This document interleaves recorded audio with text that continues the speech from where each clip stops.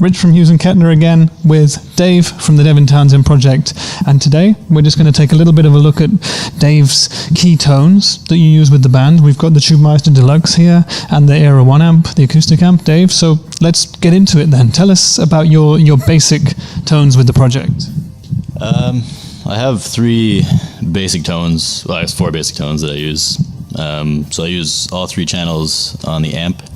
And then I have piezo pickups on my guitar as well that run a separate output. So I have a MIDI switcher on my pedal board, and that way I can control the channel and also the acoustic for each channel. So I have various banks set up to switch the three channels with an overdrive pedal in and out, and then I have another bank that uses the piezo loop that I have as well.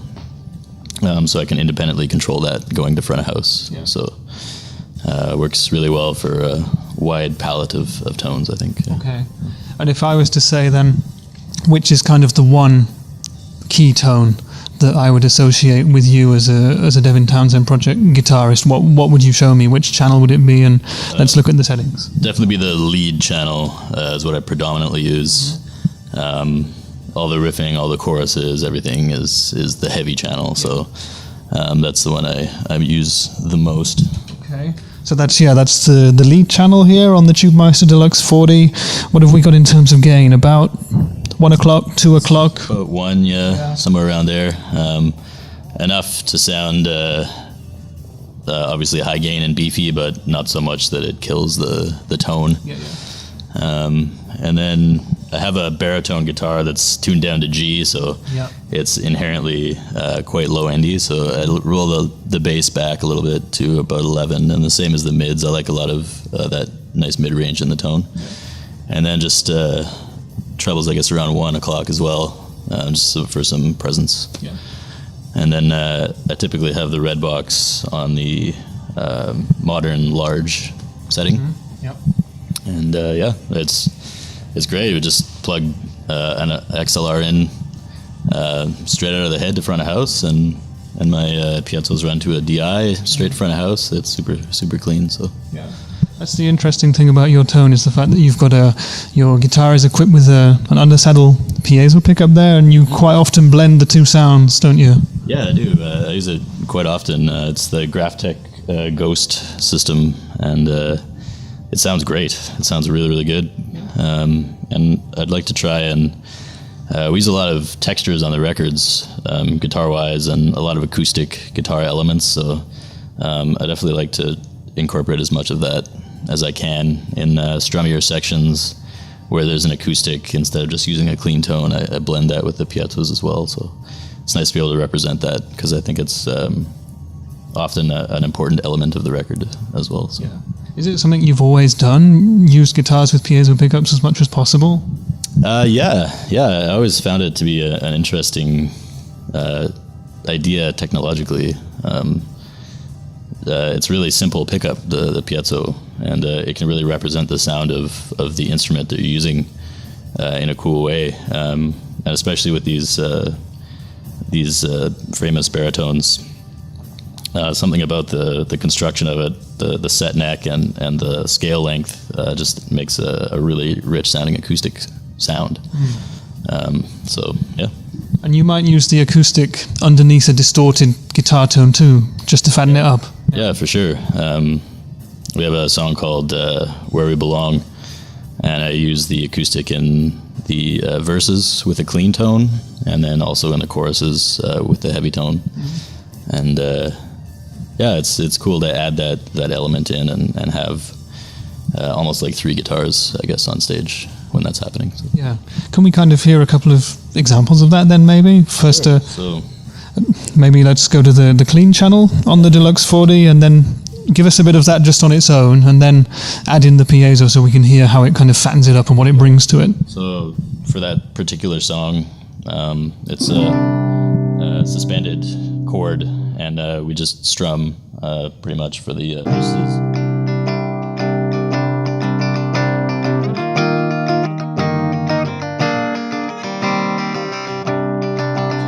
So that's sort of the verse part, and then I add the piezo in as well. Mm-hmm.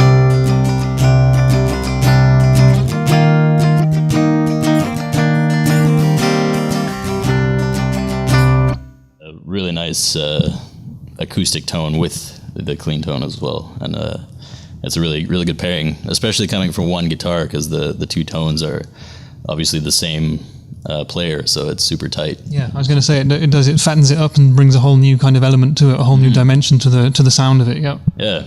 Plus, the ability to have an acoustic guitar that's tuned down to G is pretty satisfying. So when you hit the really low notes, you get that sort of acoustic crispness on it as well. So that's really cool. Yeah. Yeah, that's awesome. And when you then go into the more crunchy sound, let's hear a few sound examples of that. So the chorus of that particular song.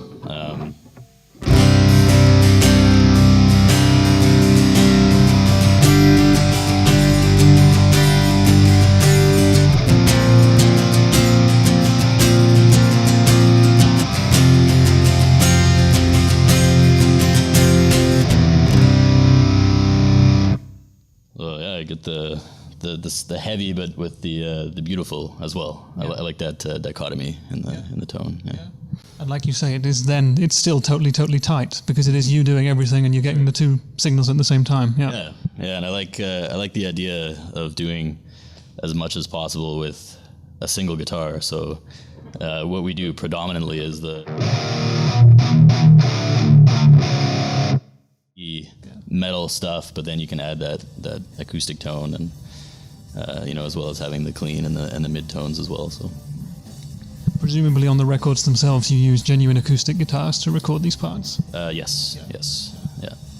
Do you ever feel that you miss anything live using an electric piezo setup in comparison to an acoustic, or is it's purely advantageous to be able to have no feedback on stage or anything like that? Super advantageous. Yeah. We've done a couple of shows where I had an acoustic on a stand, and I play that, and then switch to the electric, and just having it all in one place that's foot switchable is super easy. So it works really well. Yeah.